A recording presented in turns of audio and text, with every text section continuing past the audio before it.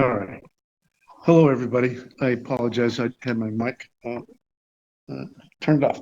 Turned off, and so I wanted to say welcome.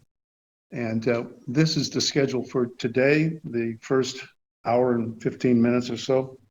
I'm going to do a review of some of the stuff yesterday. I also want to show what we have on our website to try to empower you. And I didn't get everything covered yesterday, but I'm going to quickly go through some of the things that'll be important to be aware of.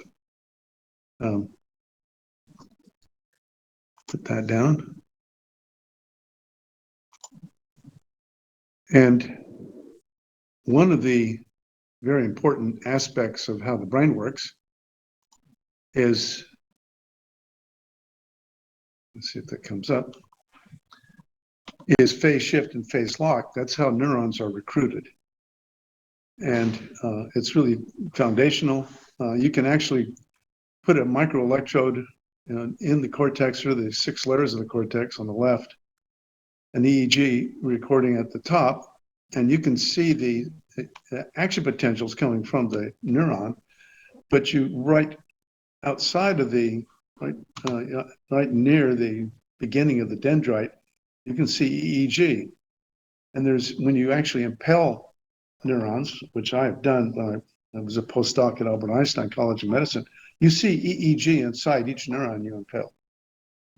And you can see the synaptic potentials coming from the dendrites, and then the cell body, you can see inhibitory synaptic potentials that terminate right near on the cell body, whereas the excitatory input is coming from the dendrite some distance away from the cell body, but that summate and cause the neuron to discharge, that you can see down below.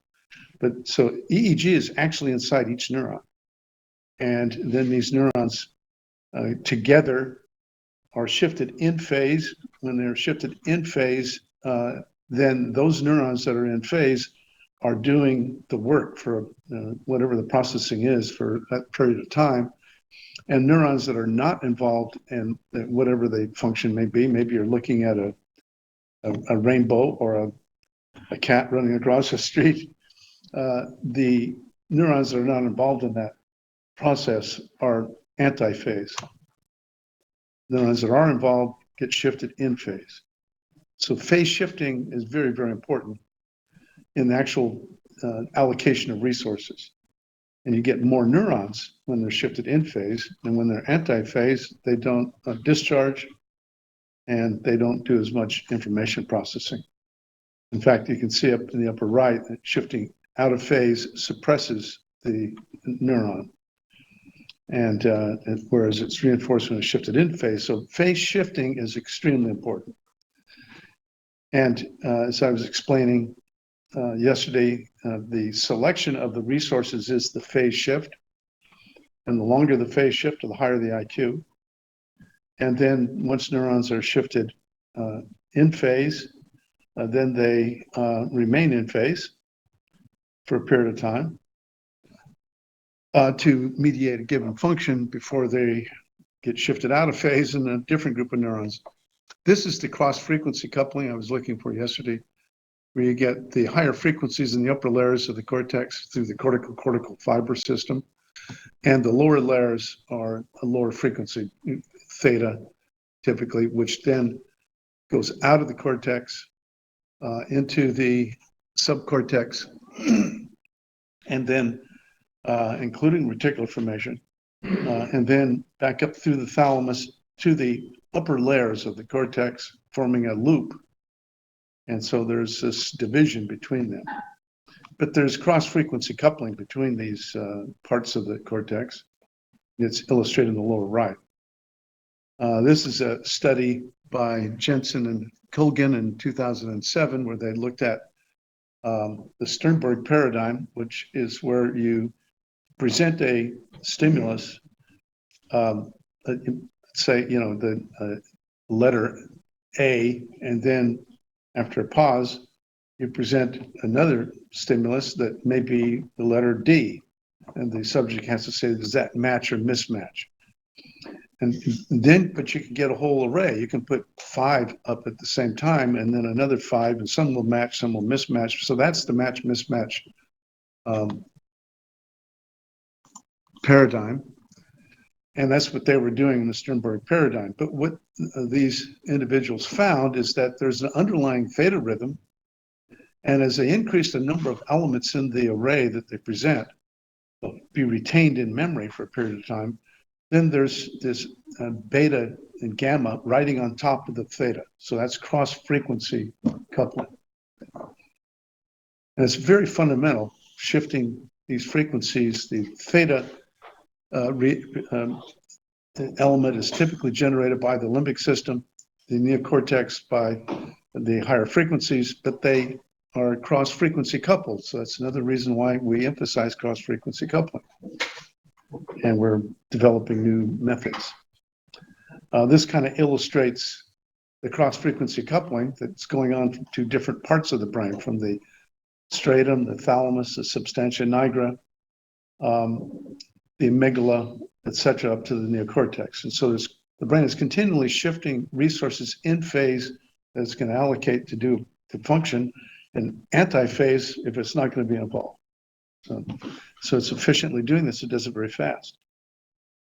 So phase reset is very important. But since we emphasize that in NeuroGuide quite a bit, and I'm not going to go into the details. This is all published of how we calculate it. We look at we measure the derivatives and the first and second derivatives, and that determines what the onset of the phase shift is, which is here.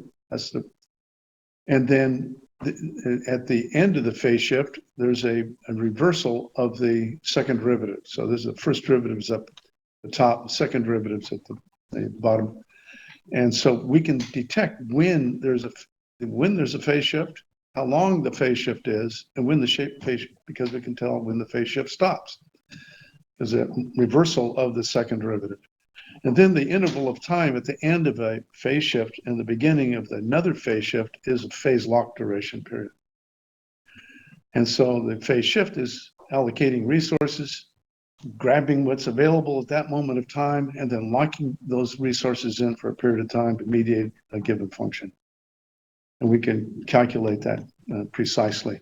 This is an example of how we do it. The top is actually in just a display from NeuroGuide looking at the phase differences in degrees between FP1, F3, FP1C3, FP1P3, FP101. So it's going a distance from the left frontal pole. Why is this popping up all the time? Oops, whoops. Cancel. I'm trying to get rid of this. There it goes. I'm still recording.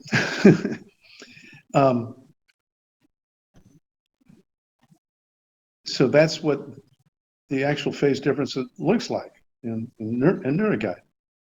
Now, what we do is we calculate the first and second derivatives. The main one that we emphasize here is the first derivative, and that's in the lower part. And you can see here's a phase shift right here in the raw record, but it's really exaggerated because of the nature of the derivative. The phase lock is flat. Okay, there's nothing going on. Now there's suddenly a phase shift. So the phase lock duration is the amount of time between one phase shift and another phase shift. And here's the second phase shift you can see on the record.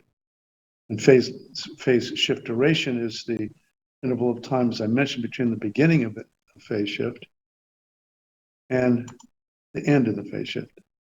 So we look at the development of phase shift duration in children from birth to 16 years of age as a function of distance from going from the front to the back, that's the left front to the back, and right, and as well as going from the O1 to P3, O1, C3, O1, F3, O1, FP1 in the back. So you're going both front and back. And you can see that the phase shift duration lengthens as a function of age.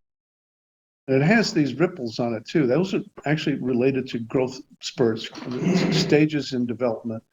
like the onset of language, age 2 or 3, and particularly reading around age 5 or 6. And you can see the phase shift. There's also a really big phase shift at those of us who are parents get the terrible twos, and then suddenly they got a consciousness. And that's called theory of mind, and that's actually a big growth spurt in the right frontal lobe. F4, around there. And then the child becomes aware of themselves and of their parents more. They know the parents can't hear their inner voice. And so the default network starts developing at that time. Age 2, I can remember being in the supermarket here, and Michelle, my daughter, was 2.5. She starts pulling stuff off the shelf in the supermarket, and I have a cart, and I was putting it back in, and she's pulling it out, she's putting it back in. I said, "Okay, Michelle." And then now she starts screaming and crying, and so I have to pick her up, and I have to check out. And the person at the checkout acted like nothing unusual at all, because I just made she screamed the whole way. And so that's what 2-year-olds do. But now age 3, they become aware of that the parents can't they separate themselves from the parents, and they have an internal voice. And are phase shifts dependent or related to the task complexity? The task requires more resources. Yeah, there are studies that do that, but we just do spontaneous. But yeah, there are studies that we just have people don't do a task, because that way you can see what is going on with respect to the norms. Because as task complexity increases, phase shifts might take lengthen. Yeah, phase locks. They possibly could. You'd have to look at the literature. Yeah. And so here's the phase lock interval. You can see these growth spurts at different ages corresponding to different developmental trajectories. Is there any evidence that we can impact phase shift and let the time of phase shift feedback? Yeah, exactly. That's what we do. We actually lengthen the duration of the phase shift so you can recruit more neurons. That's how we do it. And the higher IQ subjects have longer phase shifts. Yeah. And this is an example of that.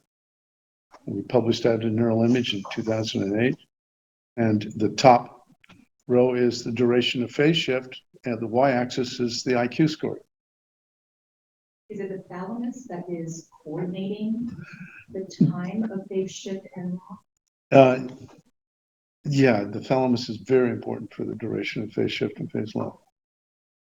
And there's probably other factors as well. We don't know exactly what it is. It's going on all the time for the allocation. And so the thalamus is going to be important. To determine that, if we could, there are decorticate studies where they actually sever the fibers from the thalamus and look at the cortex. And somebody would have to do the research, look at the phase shifts before and after the decoupling the thalamus. But the thalamus is very important. It sets up a barrage of the excitatory potentials as well as the inhibitory potentials. And so that shifting is happening by the inhibitory potentials as well as the excitatory. But you can see here, the longer the phase shift duration, then the higher the IQ in the y-axis. And interestingly, the phase lock interval, the shorter the phase lock interval, the higher the IQ. Because what appears to be going on, the phase shift will recruit a lot of neurons to mediate a given function, but the next interval of time, it needs that resource to do the next process, because it's a discontinuous process. It needs resource. If it's locked in too long, then there's less resource. I don't know if I have it on these slides, but we looked at autistic children. Their phase shift durations are 10 milliseconds, 15 milliseconds. The phase lock is 1 second. The analogy we used is that imagine in Grand Central Station in New York, trains coming in from Long Island or Westchester or wherever, They come into Grand Central Station, the door is open, and people get off the train, others get on, and then it goes to Westchester, and then it comes back. Whereas with the autistic kids, the train comes into Grand Central Station, the doors open and close really fast. Then the train goes to Westchester and it stays there for 2 weeks.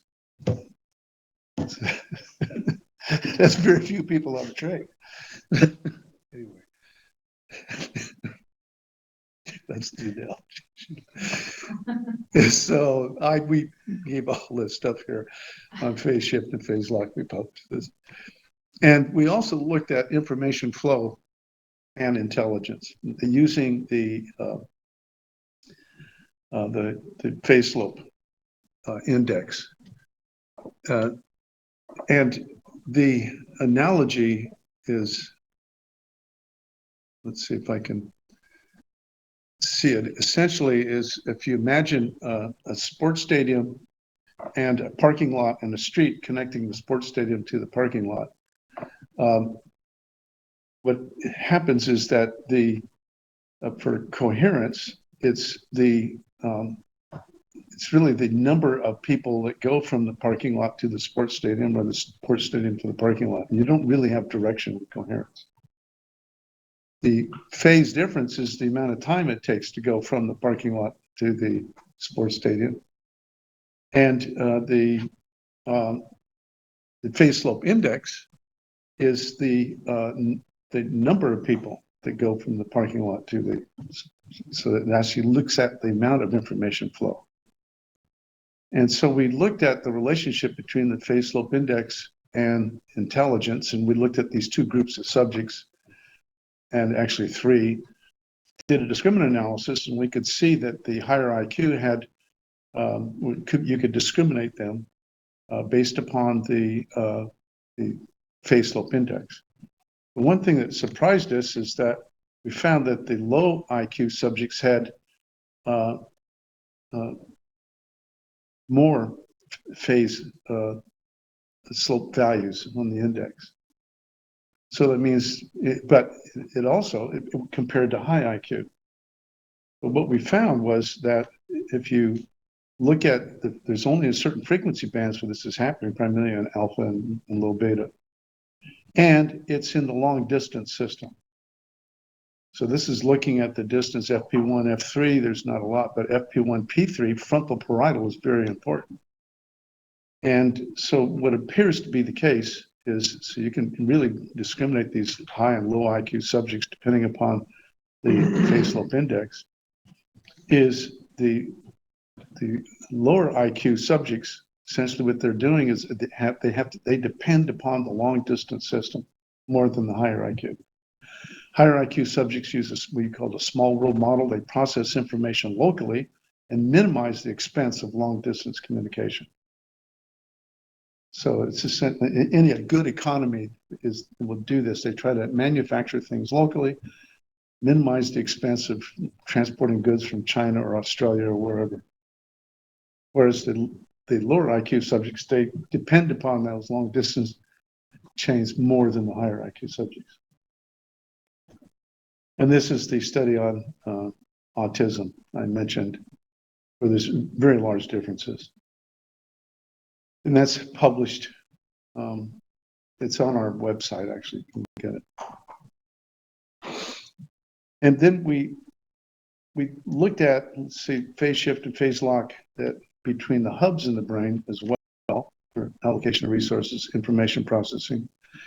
And this is the combination of 30,000 subjects that I mentioned. It's in the handbook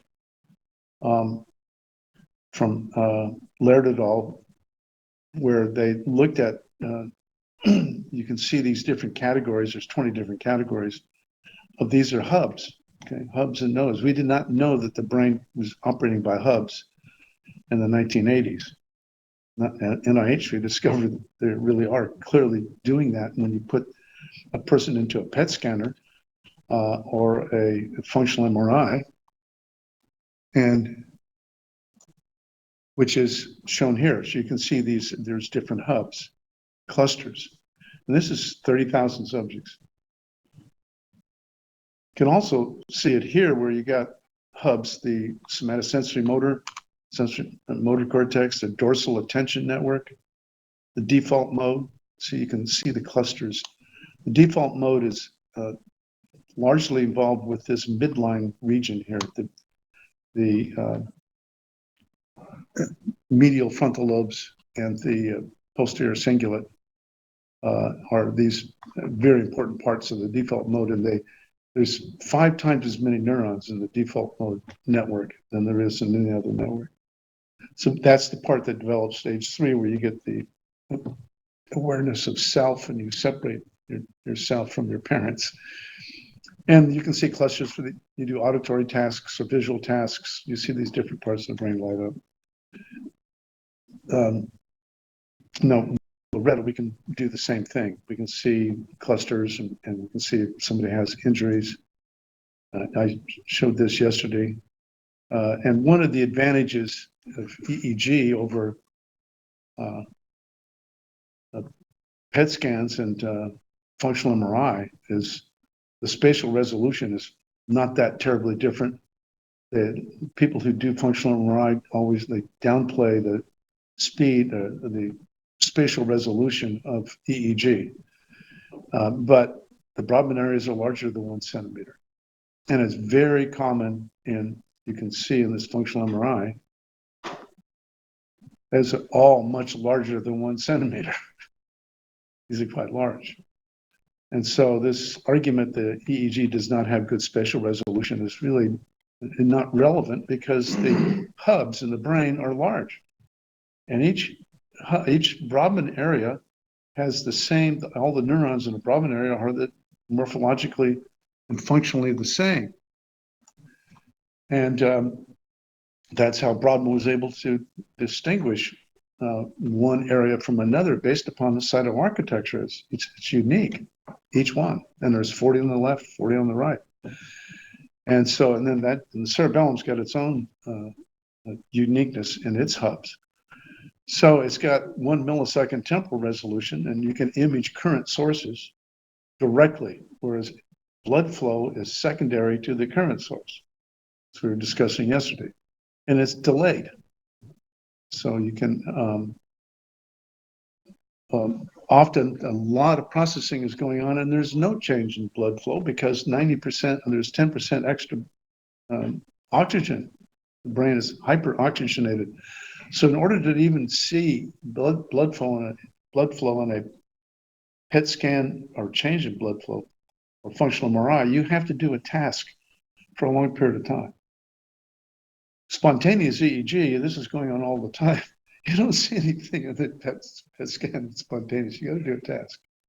But we can see just by closing your eyes how the frontal lobe is talking to the parietal lobe, or the temporal lobe is talking to the occipital lobe, or sensory motor cortex is talking to the auditory cortex, etc. We can see that in millisecond time resolution.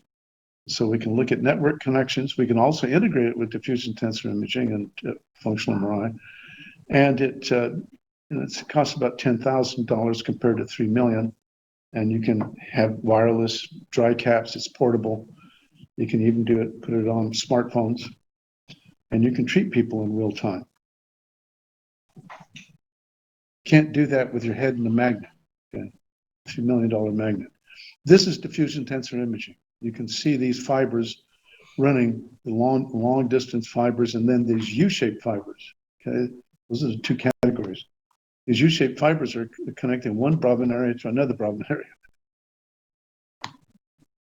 And it does it by these U-shaped fibers. And then the long distance is coordinating it as well. And then you also have vertically rising fibers coming from deeper structures. And all of this is white matter. Yeah, that's all white matter. Diffusion tensor imaging.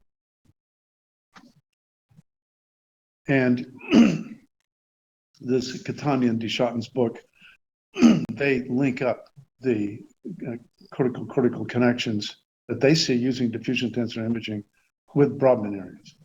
Brodmann area 39 is the parietal lobe, connected to Brodmann area 45 is the lateral frontal lobe.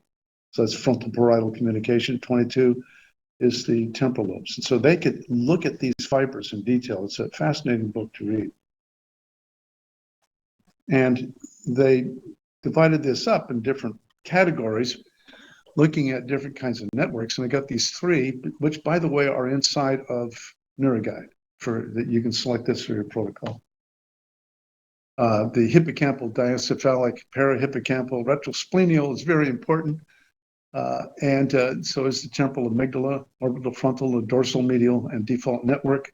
When those parts of the brain, for example, the dorsal medial default network are not working right, that's correlated with depression, autism, schizophrenia, obsessive compulsive disorders, cognitive impairment, Alzheimer's, attention deficit, hyperactivity, anxiety, etc. So all of this is in the Catani and Deschatten book, and it's also in the handbook of QEEG and EEG biofeedback. I discuss it in there. And so when we measure EEG and do analyses of coherence, and what we're looking at is, or any of these cross correlations, is the short distance fiber systems, the U-shaped fiber systems, the long distance connections. And that's why you have these bands here, because those are the U-shaped fibers. I was showing you and so you can actually use EEG to see the U-shaped fiber structure of the brain, as well as the long distance fibers at different frequencies. And that this is source correlations. This is coherence. One of the interesting thing about coherence is that this is the theta band. Here are Brodmann areas and increasing distance from this particular Brodmann area. And you can, this is the theta band. The blue is a theta band, and the other blue on the right is the beta band. Remember, I was showing that cross-frequency image. We have it in here too, where there's theta and beta are very important, because theta is the limbic coordinating system, where the meaning of and our needs and our drives are operating, and then the neocortex is meeting those needs and drives. And so they're more differentiated. And that's why it's blue like that. And then phase is different. It's got bands. You'd have to look in detail in my the handbook, but it's not the same thing as coherence, because it's involved in conduction velocity and the magnitude of conduction velocity, the integrity of the connections, and dependence on the white matter. And so we also looked at the relationship between Loretta and diffusion spectral imaging, diffusion tensor imaging, in the that I was showed you previously of the white matter, which was mapped by Hagman. Yesterday we went through this a bit, into these 6 major clusters. I decided to try to see if I could replicate that, and we were able to get the same structure as Hagman and others had with the diffusion tensor imaging. But again, that's a validation of the EEG. There are critics of EEG and quantitative EEG, as you know, but we can cross-validate it to the underlying neuroanatomy as well as function. Now, the Norm2 database, this is the number of subjects that we have at different ages, going from 1 month of age out to 80 years of age, 82 years of age. And so that's the number of subjects per age group. And so that's all available in NeuroGuide. If you go to the NeuroGuide manual, you can click on it, and it's got a whole section under the appendix on how we calculate the norms and all that stuff. Are there 2 identical slides? Yeah. Made a mistake. So I made a mistake. I just thought maybe they were gender separated. Sometimes, you repeat yourself subconsciously. So. It's stuttering. Yeah. Anyway, one thing that we looked at is the history of EEG biofeedback. And it really started with Thorndike in the 1900s, and then B.F. Skinner at Harvard did operant conditioning in rats. Hundreds, as you probably will know, but thousands of rats. And he had them doing all kinds of bar pressing and different schedules of reinforcement. It really blossomed our understanding of operant conditioning. Then in the 1960s, I call it the gray period. So first there's the dark ages, and then there's the gray ages. That's where Fox and Riddell and Rosenfeld and Barry Sturman, Kamiya, even Othmer, especially Fox and Riddell and Sturman, working with animals. Whole lot of work with a lot of publications with microelectrodes implanted in animals' brains and EEG electrodes, and then doing operant conditioning with these animals and using the sources inside the brain with the microelectrode to have the animal change the behavior of the neurons, groups of neurons, in order to get a reward. I think I explained this in the handbook, and some other books, but when I was a postdoctoral fellow at Albert Einstein College of Medicine, the first day I was there, Dominic Purpura introduced me to Alan Riddell, and he was in his hand. Who has their microphone?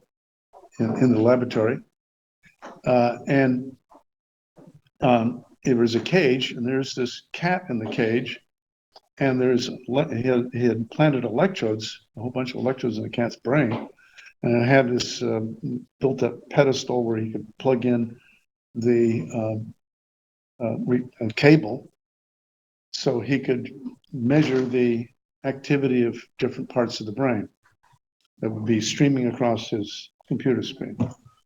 And the cat is there. And I said, well, I introduced myself. He says, hi. I said, well, what are you doing? He says, well, I'm going to do operant conditioning on this cat. I just set him up.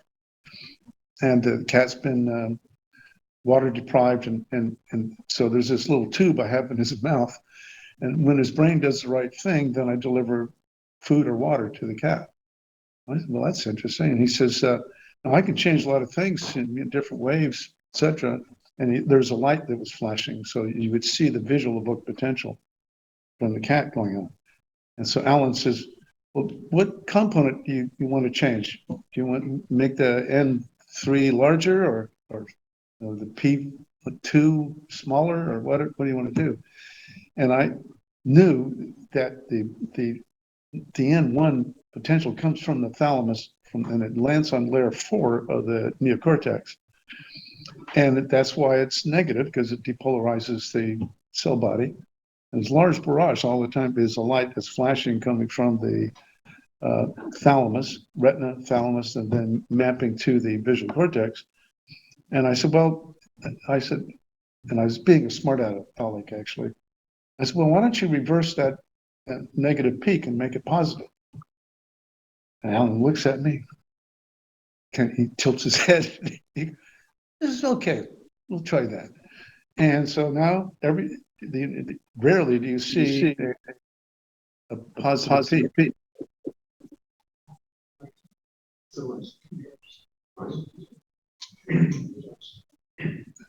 Hold on a minute. We got a feedback signal. No, it's not. I can't. The bot can't. Okay, let's try. Yeah, everybody should try to mute their microphones because there's a feedback signal. Anyway, so every now and then the opposite polarity peak would appear at N1, it would be positive. And then, so as soon as that happened, there'd be food delivered to the cat. And then the cat starts licking, and then it'd be another one, and then food delivered, and then pretty more. And within 15 minutes, it's a complete reversal of that potential. That's operant conditioning. That's biofeedback with implanted electrodes. So in this time, that's what people did. It's a huge number of rats and rabbits, monkeys, and cats doing implanted electrode biofeedback. So the history of biofeedback really has a strong neurophysiological foundation. I mean, wouldn't that result in some type of impairment? Well, nobody could give a cat an IQ test. No, of course. You know, they're not that smart. No, they're probably smarter, not. I don't know. I mean, you know, what it tells us is that there's a lot of possible stories, but those neurons are being activated. There's others that are not being that reversed. So, but they're still being activated, and they're involved in loops. But it seems to say is that the smartest cat gets fed, and what's smart is defined as what results in what the cat wants. Yeah, that's right. That gets connected. The impaired cat. It's operant conditioning. Right, the impaired cat stays hungry. Yeah, that's right.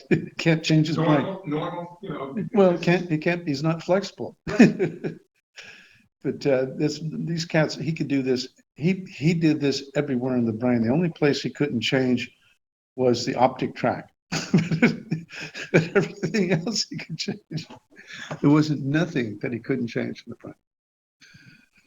Anyway, then the Renaissance age happened in 1994 when I decided, when I went to ISNR, and they're arguing over absolute amplitude things and theta, and do they inhibit theta, they reinforce beta, and theta beta ratio, and the thresholds. People would argue. I was mentioning this yesterday over what the thresholds would be, and it would go on for an hour, and there was never any resolution at the end of this hour. Who knew? Nobody knew what thresholds to use. And so I thought, well, why not use a z-score, since the z-score is independent of the exact measure itself. It's just looking at the distribution of, you know, the mean and the standard deviation of whatever measure it is. That's what a z-score is. And so I developed in 1994 z-scores, and we tested them and looked pretty good. And then I distributed our DLL, we put it to DLL, to Thought Technology and to BrainMaster. And Tom Kalura thought it was kind of interesting, but 2 years goes by. In 2006, Tom Kalura decided to implement the z-scores in his, for BrainMaster. That time was 2 and 4 channel. And right away, Thought Technology, once they saw Tom do it, they implemented it. And so that was the beginning of the Renaissance age. And in 2010, Applied Neuroscience got it in 2009, 2010 into the biofeedback field. Before that, we were just doing assessments, three-dimensional assessments, looking at conduction velocity, stuff like that. And so we developed, for the first time, Loretta z-score neurofeedback. The BrainMaster, a couple of years later, Tom actually was not very happy about that. He wanted us to do assessment. He'd do the biofeedback, but I wanted to do biofeedback too. So we stopped cooperating with each other, and Tom started working with other companies like Q-Metrics in Norway, or wherever they are, Amsterdam, and we just developed our own whole thing, including all of this: effective connectivity, cross-frequency coherence, and SW Loretta, smartphone, tablet technology. So that we've grown a lot and been successful. And what you see in the brain is there's periods of regulation and dysregulation going on all the time. And the key to a healthy brain is you don't want the period of dysregulation to be too long. But it's chaos and stability.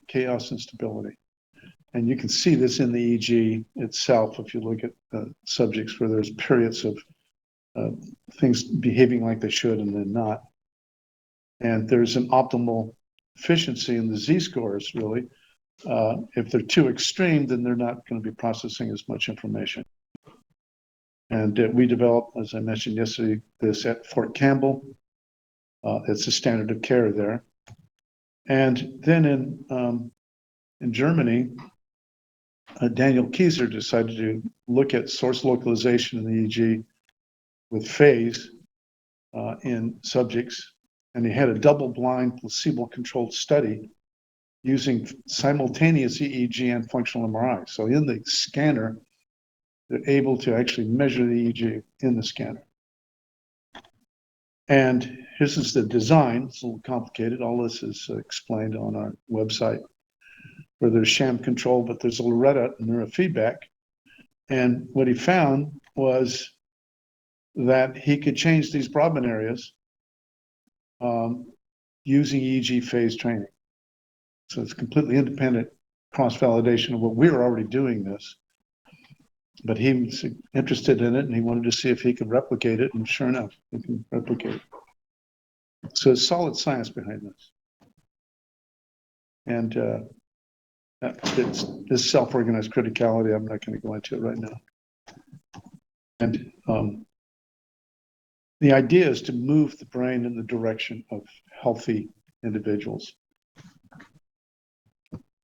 And pathological states, it's like this is in nonlinear dynamics. You have these wells of where systems will resonate and stay in the well. It takes energy to get out of that pattern and into a different pattern. And so Thomas Ross is using this as an example of what's going on. You got these two states, some group of neurons over here on the right, and the pathological state are sort of stuck. The healthy state is over here. And what he argues is biofeedback and stimulation changes the trajectory of this dynamic, so the pathological state will move into the healthy state. Uses this as an illustration. And this is an example of all the networks we have inside of NeuroGuide. And you've seen all of this. And today we'll be doing the testing. I mean, some wiring people up, and you'll learn more about this. And these are the panels we were going through yesterday, and you'll get more of this as you identify which things you're going to look at. And we went through this yesterday. So, but this is an example on our website of changes in Z-scores. We have a whole bunch of examples. I'm going to go through some of those in a minute. Of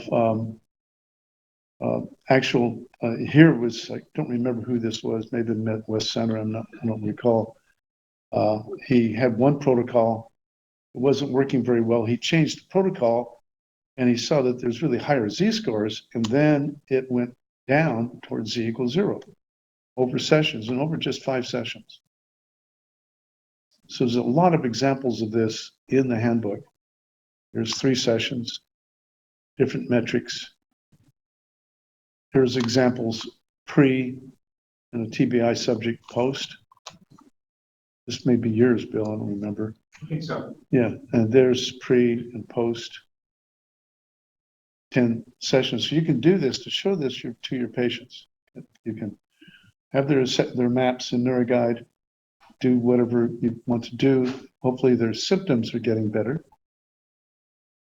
And this buttresses their confidence in themselves and what you're doing as you move them in the direction of greater mental health. Another example of pre-treatment, post-treatment, how Z-scores change. They go towards 0. That's really what you want to do. And then, of course, we came up with the Brain Surfer. I was showing you that yesterday. And we have all these nice things. And then we moved on to SW Loretta. That was, let's see, 2005, we started working on, 2015, we started working on SW Loretta. It took us 3 years just to get it going. It's a very complicated, a lot of stuff you had to do. But we're successful at it. Let's see.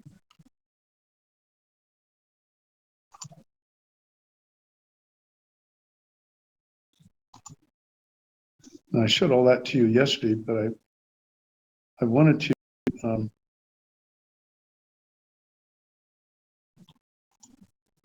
go to our webpage.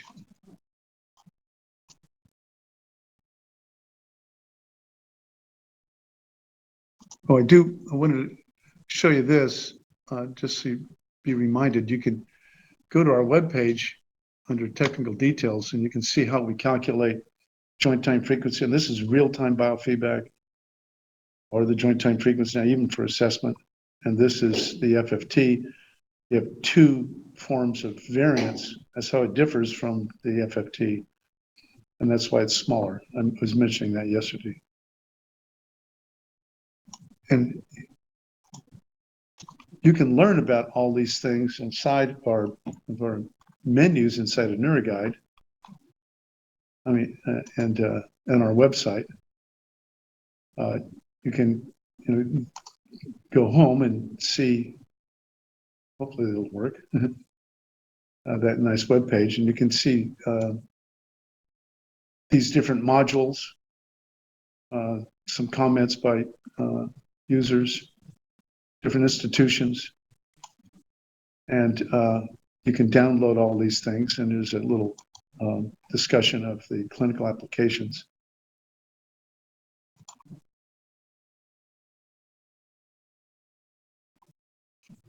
You can use this to help convince third parties who refuse to give you reimbursement that it's real. You can let them see the number of universities and institutions that, and this is just a small number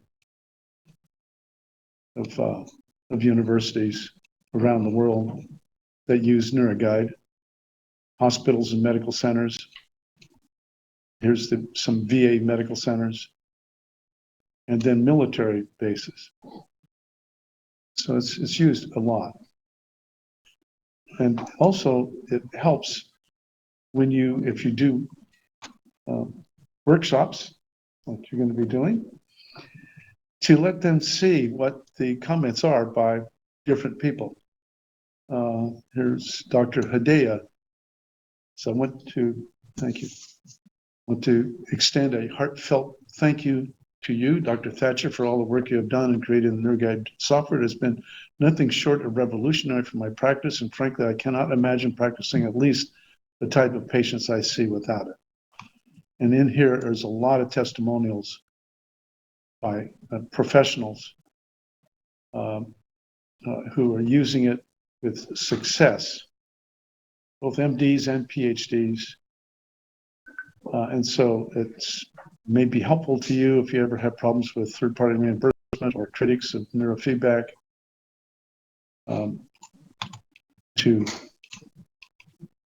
This is one from Richard Abbey, to show them that. And you can also see the number of amplifiers you can get connected to. Some of this I know I showed you yesterday, but I just wanted to go through this. It's a very powerful web page. You can also see here what the history is of the various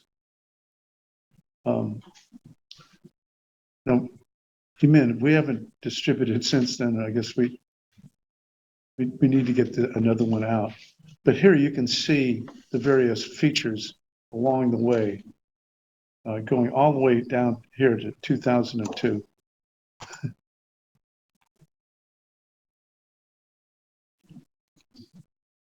If you want to see all the various years, 2016, added impedance checking for the neuron spectrum, added acquisition impedance checking for the MITSAR amplifier.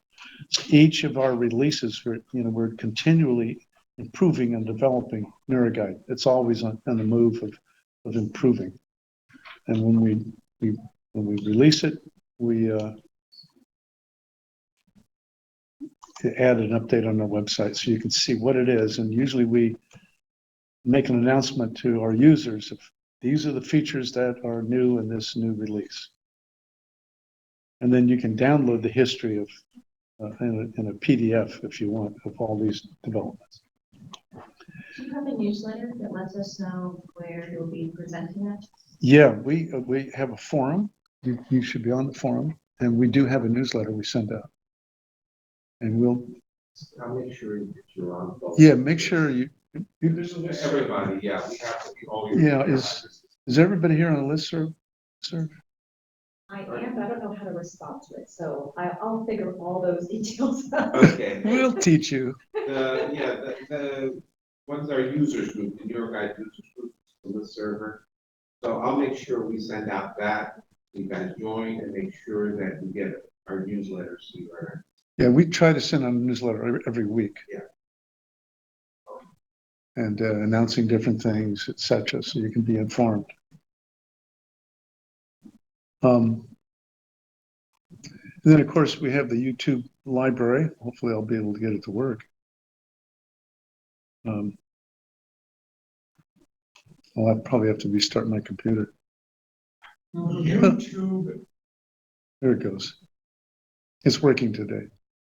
but YouTube made some changes where they're forcing you to go to YouTube's own site to launch embedded YouTubes. Now, whether it's affecting your site or not, I don't know, but I saw it in a blog a couple of days ago that said, this content not available here, please log into YouTube with your Google account. Well, There's other things too. Netflix is now getting smart, and they know when one screen is trying to access another, it goes black. So Also, it's more so an age restriction. Yeah.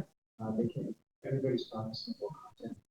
Under COVID. Yeah, so it's that key as well. Okay. So log in, but if you can't see it, it's not modulating. What you do is you put your cursor, unfortunately, if you put your cursor on the little icon, it'll play.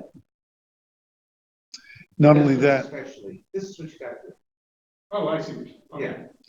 Yeah. not only that, but we transformed into Vimeo. It's independent of YouTube.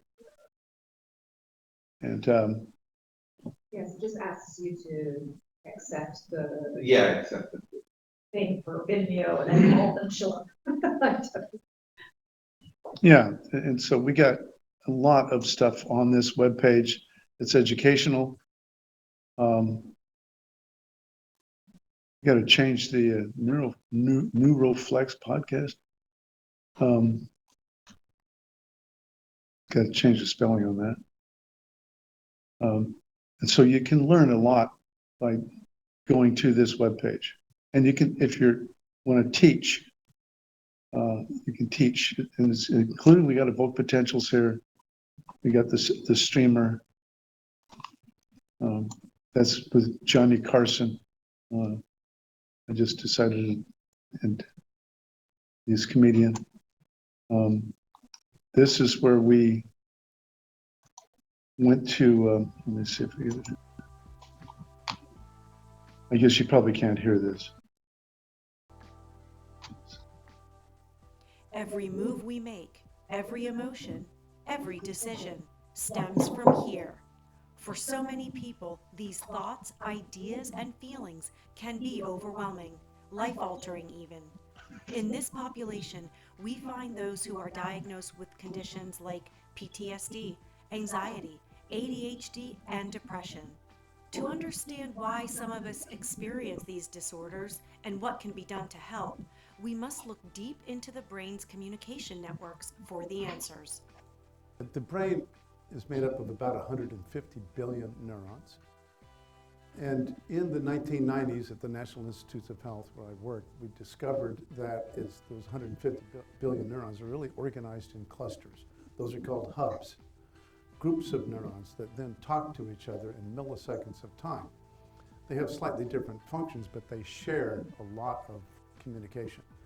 And that's the dynamic that goes on. An inefficient brain, which is unable to get enough neurons at a given moment of time, then can give rise to anxiety, tensions, attention problems, PTSD, movement disorders, and things like that.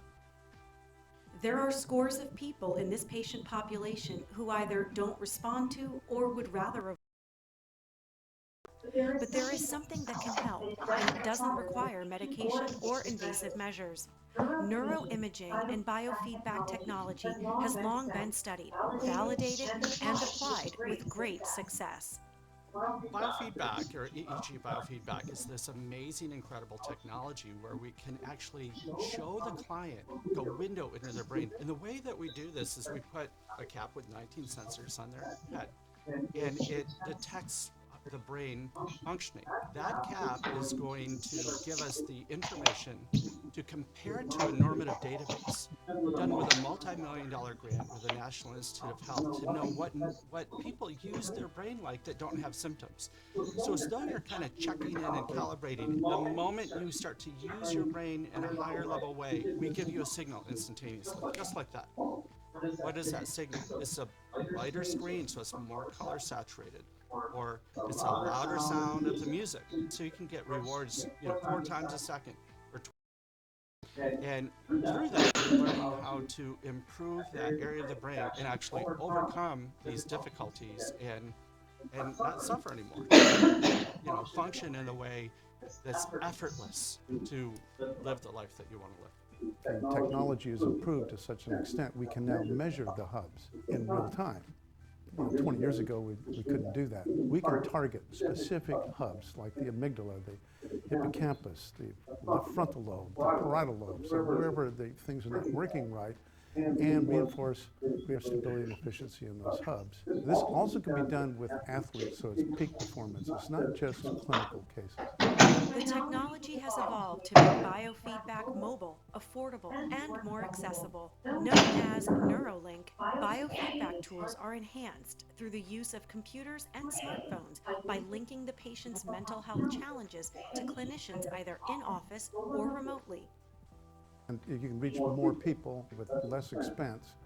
And so that is where it can be scaled efficiently worldwide. It's unique because it is non-invasive. It's not expensive. And it's been around a long time. There's over 2,000 peer-reviewed journal articles that are cited at the National Library of Medicine. And so it has substantial science.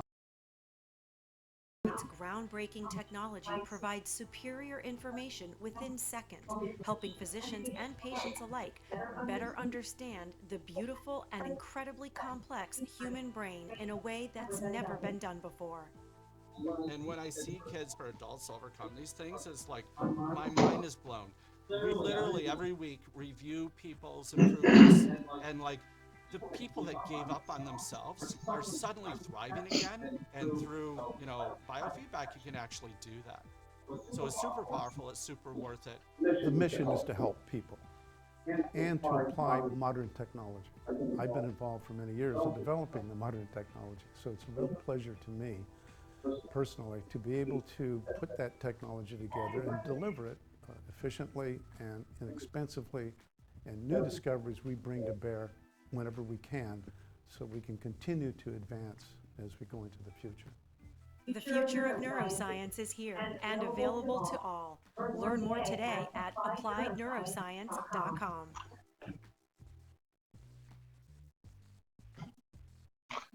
So, webpage. But we also have webinars, and this can help you teach other people about biofeedback. Hopefully it'll come up. So there's a lot of, these came from workshops, cross-frequency synchrony, Brain Surfer, SW Loretta, Navistat, etc. All of that is taught in their workshop videos. And this hopefully can empower everybody if you want to do your own workshops. This is where we're the Society of Brain Mapping and Therapeutics. It's a great organization, very good support of NeuroGuide and applied neuroscience. Most of these are neurosurgeons and psychiatrists, some neurologists, and also engineers who are involved. And I was given a Pioneer in Medicine Award. And then there's Yamin going crazy. At least he got his fingers out of his mouth, finally. He seems locked in Yeah, The cage. yeah. And so I was giving an award for somebody, it was just 2 weeks ago.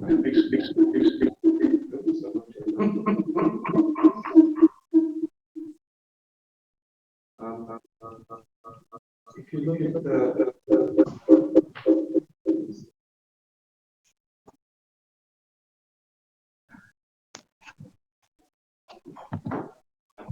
Let's see which one. should I speak so that you get the feedback? I shut them all down.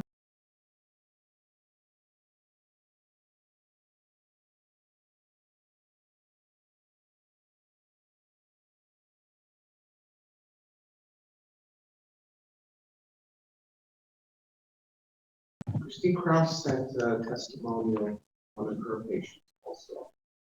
In the chat, if you click the chat. And she says this is typical of what she gets from her patients. Oh, okay, good. He doesn't see it. It's all right. All right. That'd be good to send us Yeah. that, and we'll put it on our webpage. Okay. And anyway, so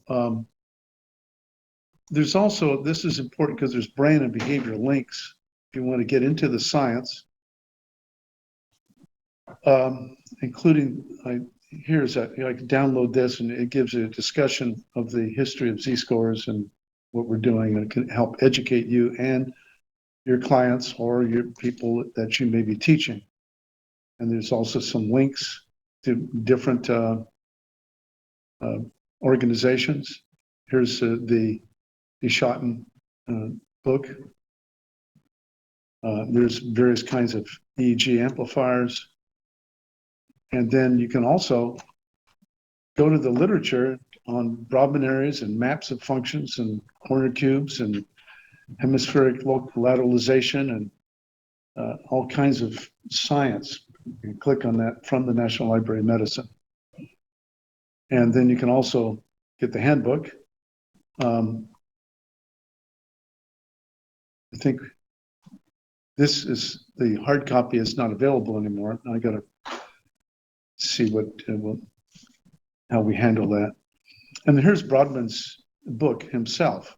That in 1909, I showed the picture of it in the front page.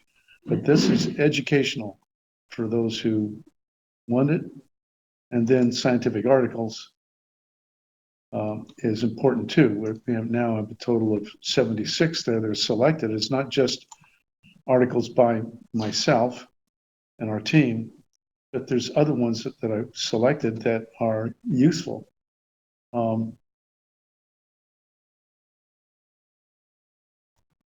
So you can learn things when you get into this stuff.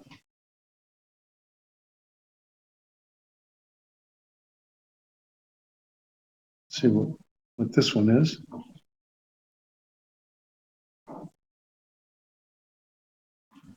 Oh yeah, this is actually an anatomical study looking at the gray matter and the white matter, and what you find this with TBI subjects.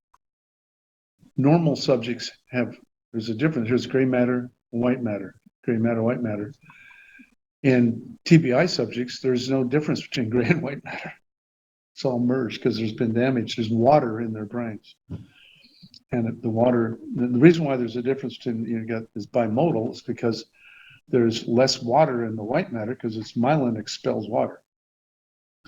And that's what the MRI is looking at, is the number of protons. And so that's one of the amazing things we discovered this is at USF, University of South Florida. And so we quantified all of this, and you can see here's normal subjects. This is the amount of the water in their brain. Severe TBIs has more water. And then we calculated the T2 relaxation time for those. That's the amount of time it takes when the magnet and the pulse comes into the MRI. It knocks all the protons down, so they're going at 90-degree shift, and then they come back up. And what we found was that T2 relaxation time. Can you click the share screen button? That's all right. Left, yep. Click that. And yep, click that.